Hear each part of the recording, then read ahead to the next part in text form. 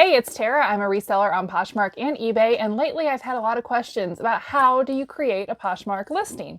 So I thought we would walk through that, how I do it. I know there's many ways to do it, but we'll talk about how I do it. We'll start with the description because I feel like that's the hardest part.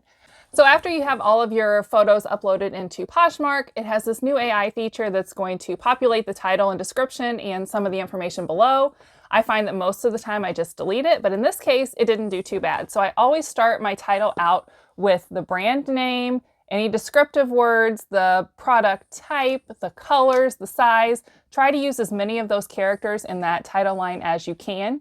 And my next step is to copy that title and I paste it directly down into the description after I delete Poshmark's icky description because it's never any good.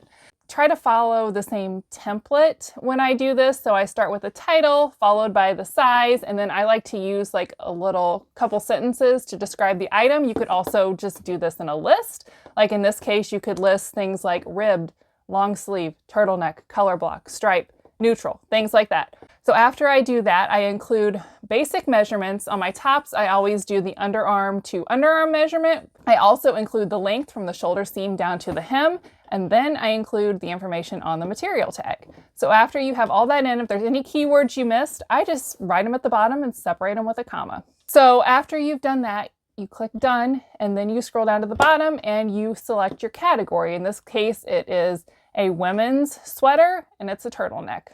Then you do your size, your brand. The style tags can be confusing just because you don't always know what is in Poshmark's magical list.